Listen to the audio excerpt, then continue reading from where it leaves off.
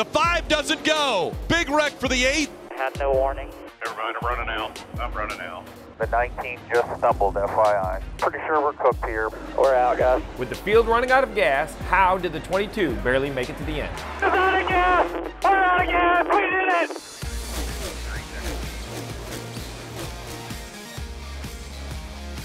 Welcome to another episode of NASCAR Inside the Race, presented by Consumer Cellular. I'm your host, Steve Letarte, alongside Todd Gordon. Your old driver, Joey Logano, goes to victory lane with an impressive job of saving fuel and surviving a now record 5 overtime restarts. Yeah, definitely not a day where they were going to win it on speed, and I think Paul Wolfe realized that, Joey Logano realized that, but they executed their way to victory.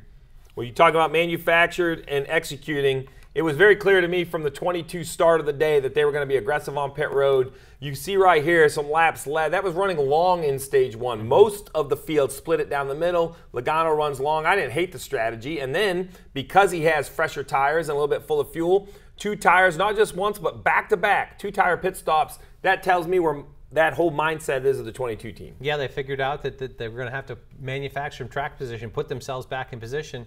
They worked at it all day long, and really just executing that final 110 laps did a phenomenal job there. So we're going to talk fuel and overtime, but to really put it in some context, here it is. This is where he was running before we saw the overtimes, and you see the big trend up. 5 overtimes gets him from right around 15th, finally all the way to the front. Yeah, in one of those situations, I think just attrition.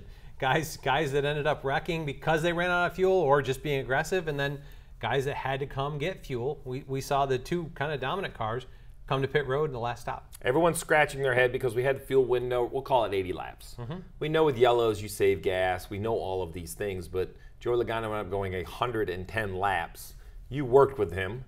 What makes Joey so good at this? Well, he's mentally just thoroughly engaged to it. He understands the whole, I mean, from lap 1, when we pace laps, he's on fuel strategy and fuel save. He's there. He's involved in it.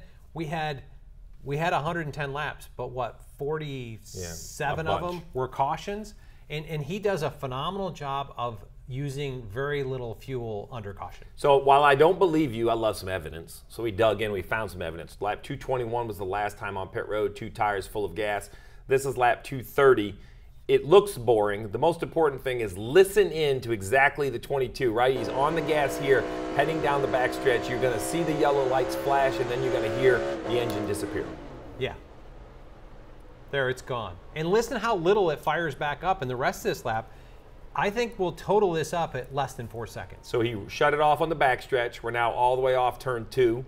And like you mentioned, you're going to hear it run a couple more times, but we're basically going to complete an entire lap here with, I'm going to say, a few ounces of fuel burned, if that. If you look at this and the number of cautions we had, you do this at the right time, there's a lap every time a caution comes out that you don't burn any fuel. And then this strategy that you hear him shut it off, turn it back on, he will keep this going all the way until they're getting to turn 3 to scrub the tires off, come and take the green. Well, they do a nice job of saving that gas. They did a nice job of filling it up. Even on 2 tires, it sometimes can go sideways and you can not get it full. But then in the end, you still have to kind of find your way to the front, right? So for Joey Logano, I think the big break for him was when the 5 ended up running out of gas. So when we look at this restart right here, he's about row 3. The 5 isn't going to go. This is going to stack the 8 up. That's going to wreck. Why that matters is because under the next caution, which comes out right away, now the front 2 cars, the 19 and the 11, come to pit road. Next thing you know, Joe Logano's the leader. Yeah, the 19 ran out of fuel, and the 11, I think, was starting to stumble, so he came and got it as well. That sets Joey Logano controlling the race, got the 14 car right there behind him. Now you have to win the race.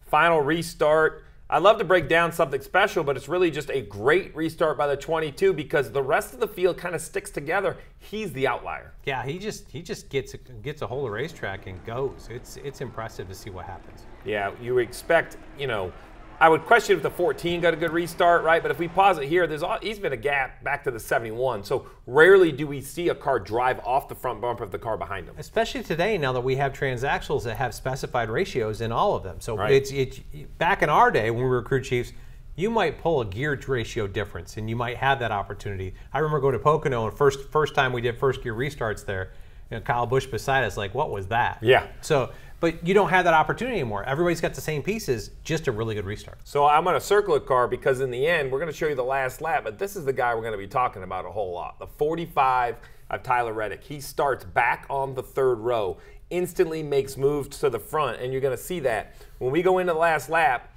now here's Tyler Reddick, right behind Joey Logano. We're going to take the right flag. So as we take it and move it forward, defensive driving, no surprise. Yeah, no, Joey's really good at this, and he goes in low, Tyler to the top, Joey's going to wash up and take the air away from him. Just, that's what you do. You've got to have a win. You're within the last lap of it. This could be your playoffs. He's going to block them all he can. Gets a great push from behind, so he has another shot at it. Same kind of thing, though. Chases him up the hill. There's no way the 22 is going to let him get to his outside. I think it really shows. Now we're on the rear bumper of the 22. This is great because we can also see the pipes down at the rocker panel. You can see when Reddick gets out of the gas. Yeah, there's a couple places here. When Joey comes up, a couple of burps there. You see the kind of... Right there. Yep. So you see right there, they're already back in the gas because they're on corner exit. So when you see that blue fire, that tells me that Reddick is at least back to part throttle. He's out of the gas enough that the car backfires. Yep, definitely. One of those situations where he's just trying to pedal it around up there. I thought Joey had him here, but Zane Smith does a really good job of giving him a push and a bunch of momentum here into turn 3. Yeah, we heard, I'm going to pause it here because momentum's coming to the rear bumper of the 22. Tyler Reddick surprised me a little bit in his interview. He was just very he's not normally that way, but he looked crushed. He looked very disappointed. And I love to sit down with him, but in my opinion, it's right here. 1 and 2 is one thing. He kind of had a look to the outside, but now he had a second chance down in 3 and 4. You mentioned Zane Smith, the car behind Reddick, giving him a huge push.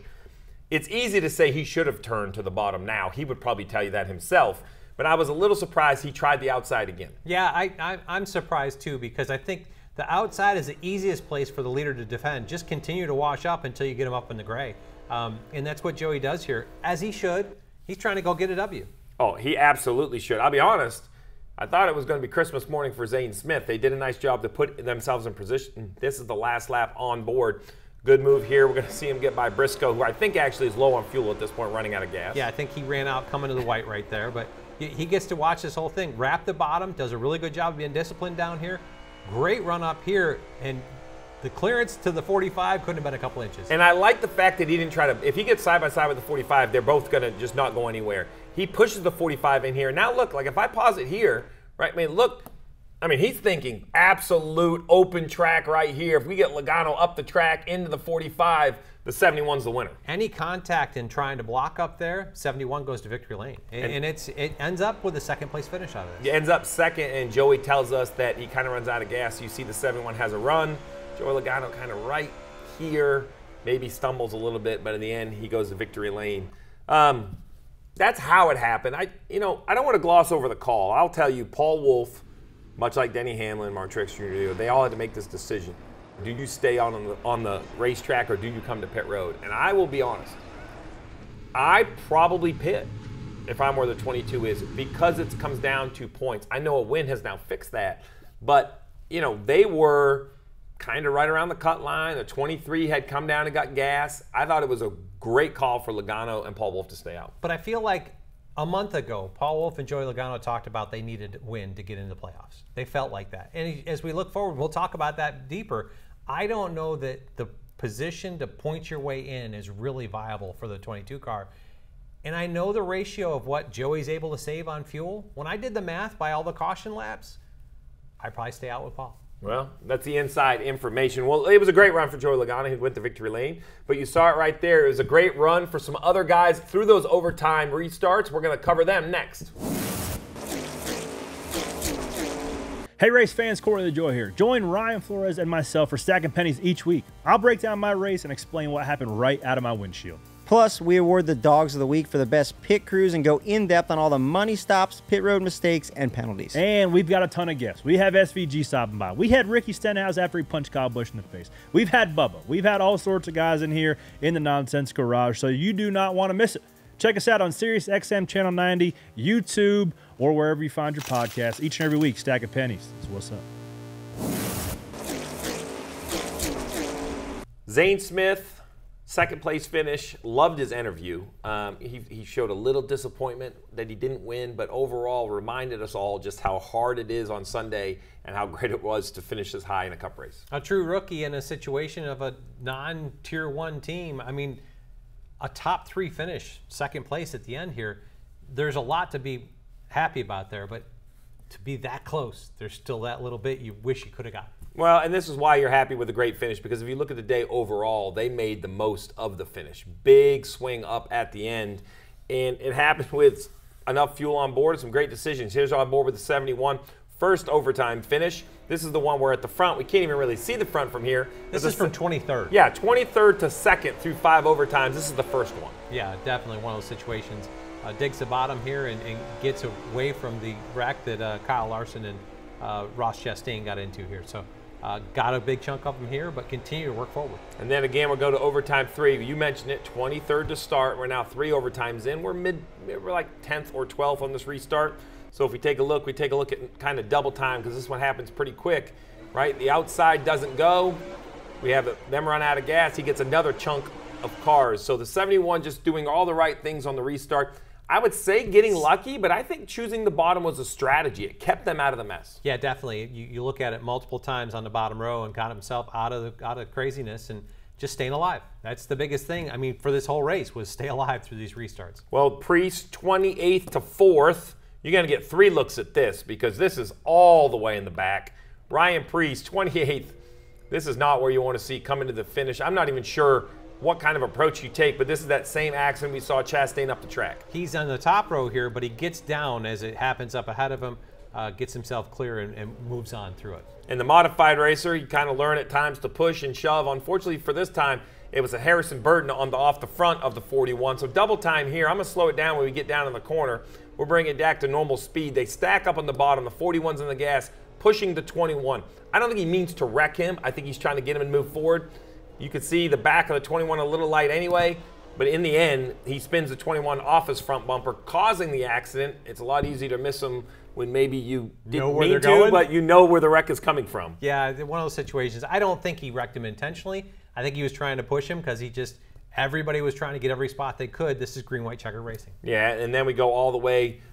This is the same situation, right? Front row doesn't go as well. It's a stack up. The 48 gets the 7 to the bottom. And now we're going to go really about a lap here before we see the yellow. This is the one I thought we were going to get all the way back to the checkered flag, but we weren't so good. 7 slides up. I think the 48 is struggling with fuel. Yes. Puts himself in a situation. There's Zane Smith right in front of him. He's now 4th as they get down here into turn 3. I think this is one where maybe the 4-car wreck behind him. But anyway, put him in his position, top 2 rows. Well, you can't move forward without somebody going back. And it was the 11 of Denny Hamlin, right? When you look at the day he had 15 seconds away, right? If he sees the white flag before Austin Cindric brings out basically the caution that caused all the overtimes, then Denny Hamlin goes to victory lane. He's in the middle of 3 and 4. All he's got to do is get back to start-finish line. But caution comes out at that point. That kind of resets him. Really a strong car all day long and one that they just ultimately couldn't survive that many restarts. We talk a lot about how fast the 11 is and the driver. You know, they ended up having to pit for fuel. I think this right here kind of tells a little bit of a story, though. So here's Denny Hamlin making a lot of good decisions. 24 pulls over. He has damage. He gets out of the way. But look at the rest of this chaos. You saw smoke there, and some guys would have checked up for it. He just kept finding holes. And it's almost like the seas parted for him. He just kept working his way forward. Kind of gets to the bottom here. I don't know. Doesn't have a whole lot of momentum. Gets down into turn 3, and it just opens up again for him, just continuing to find a hole. Yeah, I thought for sure he was going to go up here, but the 7 slides up, the 99 slides up, the 11 gets through, has a recovery. Now, it doesn't really help much for the wound of almost winning the race, but I appreciated, you know, fighting all the way to the finish. He could have just rode around at the finish in the back. It wouldn't have mattered where he is. I know he's in a little bit of a points battle, but nobody would have questioned it. No, not at all, but interesting to see him drive forward. Kyle Larson kind of followed him through this. They both ended up coming out with decent days out of having to pit really late. I will tell you, I think if I have to feel bad for anybody, it has to be Chase Briscoe. I thought the 14 car, now they had like 3 laps later of fuel than the 22. He came 3 laps later. So I thought for sure he should be good. Here he is on the front row. Big week, announced he's going to Joe Gibbs Racing next year. I thought overall they had a decent day. They managed it well. I thought he was in position. And even now, just getting out around by the 22 was going to be okay, but didn't make it all the way back. The restart before this, he stayed side by side all the way down into turn 3. Joey got a good jump on him here, and really Tyler Reddick was coming with tires behind him. Ultimately, I think ran out of fuel here, taking white flag. Yeah, I mean, look at this. This is so helpless. Right now, everybody's off the gas. He kind of has a chance, but when it's time to go back to the gas, you'll just see nothing for the 14. You see cars go by on each side, and it's a helpless feeling as you're losing all of those well-earned positions. Another guy that needed a win to guarantee his way into the playoffs, but sitting there just below the cut line. I like that. You're good at these leads. Playoffs, that's going to be the next discussion because what has happened? Joey Logano is now locked in. Truex looks good on points, but there's a lot of names below the cut line that we think have a chance to win. We'll talk about that next. I'm Ryan Flores. Join Kim Kuhn and myself each and every week right here at Around the Track. Whether you are going to the racetrack or watching from home, we get you ready for all things national and regional level. And we'll tell you who and what to watch for each week. Plus, we get you ready for the weekend at the racetrack, and Erica will help you place your bets to win some easy money. Be sure to check out Around the Track every Wednesday on NASCAR's YouTube channel. Logano's win did more than just lock the 22 in the playoffs. With him being right around the cut line, it's really changed the whole look. So if we take a look at kind of the front half, let's start with what we know, right? We have Suarez locked in. I'm even going to call Truex locked in at plus 143. I'm going to have a hard time to see the 19, I agree, get so cold that they fall out, or that we have, it would take 5 new winners. That seems like a lot. Yeah, I feel like those two are a lock. I mean, you look at it though, this group right here, nobody has any comfort. That's because if anyone in red wins, that moves that cut line, right? And now you are within, 10 or 15 points from the cut line. That will turn into a huge points battle. I think you've got to count on at least one more winner. So I have to agree. I think one more winner, and I think we could talk about it. Let's talk about what's left. Chicago Street Course. Could be a new winner. We saw SVG last year, but people forget Justin Haley was right up there. That would be a different winner than we'd have this year. There were some other cars. Kyle Busch recovered from lap 2 being stuffed under tire barriers to a top 5 finish. So I think there's a lot of people here that could be Michael McDowell.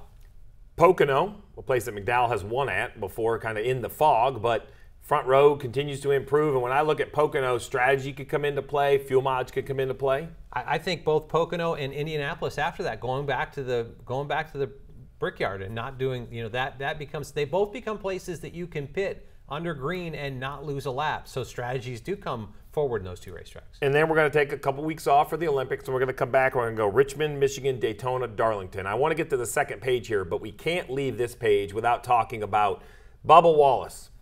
For sure Michigan, for sure Daytona have to be two that I think the 23 can go to victory lane. Yeah, I would agree wholeheartedly with that. And I really look at it, Well, listen, there's no chance. I don't care what the numbers are. I just don't. He manufactures a win. 19 years in a row, he's won races. Yeah. This would be 20 in a row. I know they're not great, but they're not awful. Like, he was not good to start this week. He Here was they a are in lap the top down, 5. 30-something, but got him. They figured out how to get themselves into a top 5 position. They just got taken out on somebody running out of gas. So can Kyle Busch win at Pocono, Indy, Richmond, Michigan, Daytona, or Darlington? Yes. I agree. Yes, he can. Well, the other thing, you and I think we both look this way. Daytona is an outlier. You have to. If you're a crew chief and you're sitting over here in one of these spots over here, you're worried about what happens at Daytona. Other places too, but Daytona is and you look at it, really, how many guys in here can you say can win at Daytona? Can Bubba Wallace? Sure. Yes. How about this guy? For sure. How about this guy? Yes. He's been phenomenal. The front row cars at Speedway races have been really good. He's got a lot of laps led. Yeah, and listen, I think Briscoe and Barry still could, but I think that's a very conservative list of 3, right? So now let's go to your next page. Right, so we go to the next page, right? We left with 3, right? So now we're thinking, we're looking for some more. What do you think? Absolutely another Two poles at Speedway races. I mean, well, this guy has the big ring from the Daytona 500. This guy has the big ring from the Daytona 500. This guy does too. Yeah, he has the lightning. The lightning win. Yeah, the lightning win in the 4th of July race, but a win there. Yeah, so that's an odd win, and people want to say, oh, that one doesn't count. But when you see what he does in the Xfinity Series when he runs there, even Dale Jr. talks about how great he is as a drafter. If Dale says it, I believe it because Dale's one of the best who's ever done it. And this Rick Ware Racing team has really kind of grown forward. They've thrown top 10s together regularly lately, and they're working forward. A Woods Brothers car, that's a shot. Hey, he's never done it, but he seems to always show up at the end of this. So now we're at 9 guys that we think. And we haven't touched the Stewart Haas car. That's a great point. I mean, they've won Speedway races too. So when you look at this, you have to look at Daytona as being a race that an outlier is going to win. We normally end the regular season at Daytona because of Labor Day and the schedule. We're going to end it at Darlington. And I would say that a surprise winner is much less likely. But there's no chance I'm going to take away from what this guy's done at Darlington. You don't win there twice, luckily. Like, you don't just back into them. Look, Legacy is not fast this year. They are struggling. They are building. Their switch to Toyota has not gone like they had hoped. So do I think that he's a favorite going? No. But he has 2 trophies from a racetrack that, while the cars change, the track doesn't. That place is difficult, and he has it figured out. And this team had a tough going last year, up until this point at Nashville. And from Nashville on, Dave Ellens and Eric Jones kind of figured things out, and they got working their way forward again.